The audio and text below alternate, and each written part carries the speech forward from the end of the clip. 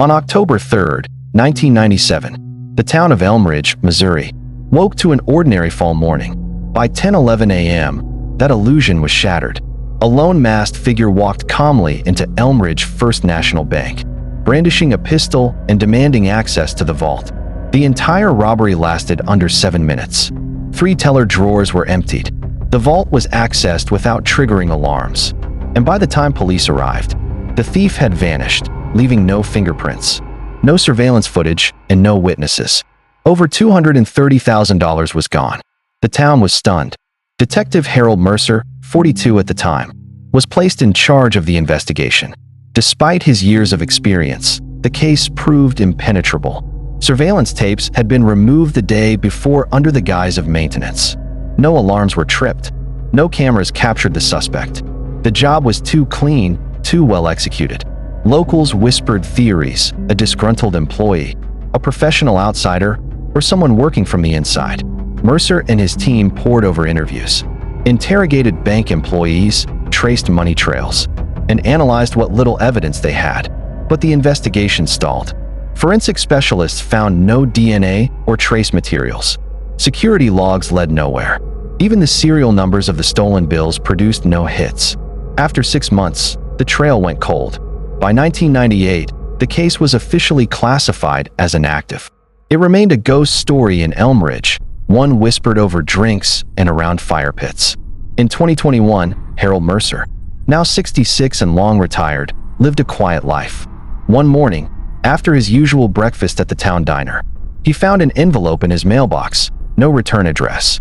Inside was a short typed message. "You were right. It was someone close. Start with the Whitmores." The Whitmore family were Elmridge's elite. George Whitmore owned a large share of commercial property downtown. His wife Judith was a community leader, sitting on the school board and managing multiple charitable foundations. Their son, Michael, had been a high school football star before attending college in Chicago and later becoming an investment banker. They were the model family, respected, untouchable. Mercer, unsure whether to dismiss the note or act, decided to take it to the Elmridge Police Department. Detective Rosa Jimenez, the department's sharpest mind, agreed to look into the case.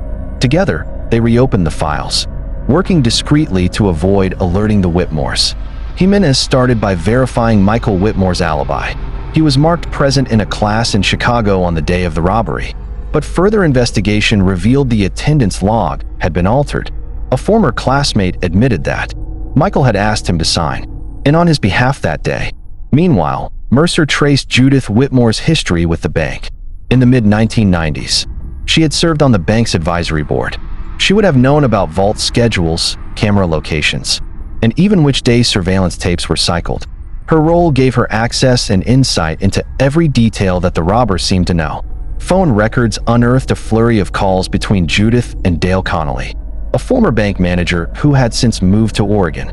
Under questioning, Connolly admitted Judith had requested surveillance tapes be removed for routine maintenance the day before the heist. At the time, he had no reason to suspect anything, but after the robbery, he quietly resigned. Armed with these suspicions, Jimenez and Mercer obtained a search warrant for the Whitmore's properties. A family cabin in the Ozarks, rarely used and isolated, became the focus. The search turned up an old lockbox hidden beneath the floorboards of a closet. Inside was $40,000 in bills wrapped in plastic. Water damage and decay had set in, but when run through the FBI's database, the serial numbers matched those from the 1997 heist. Alongside the cash was a faded duffel bag, a black ski mask, and an unused burner phone. The items were bagged as evidence. The case cracked open. Surveillance from the area near the cabin confirmed that Michael had visited twice in the past year.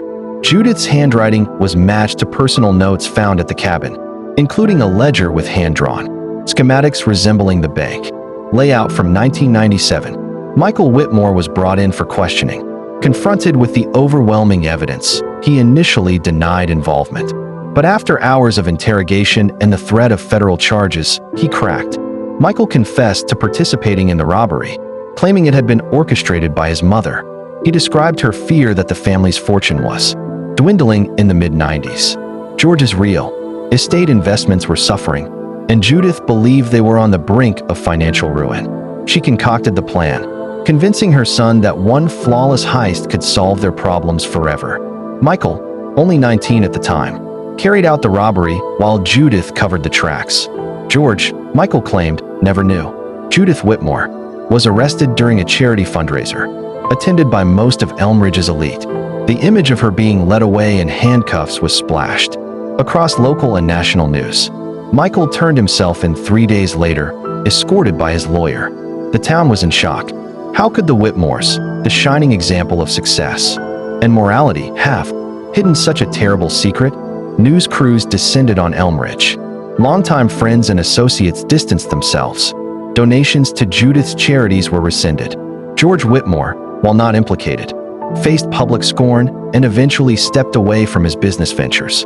Faced with irrefutable evidence and Michael's testimony, Judith accepted a plea deal. She pled guilty to conspiracy to commit bank robbery, obstruction of justice, and fraud. She was sentenced to 18 years in federal prison.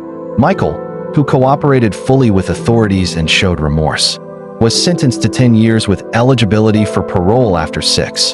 The recovered funds, just a fraction of the stolen amount, were returned to the bank, which had long since written off the loss. Detective Mercer was celebrated in Elmridge and beyond.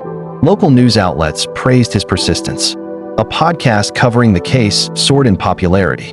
Jimenez was promoted, credited with helping bring the truth to light. In a press interview, Mercer stood on the courthouse steps and addressed the crowd. Sometimes the answers don't come when you expect them. Sometimes justice waits in the shadows, but it always finds a way. Elmridge, though forever changed, found closure. The Whitmore name, once etched in granite, became a cautionary tale, a reminder that even the brightest facades can conceal the darkest truths.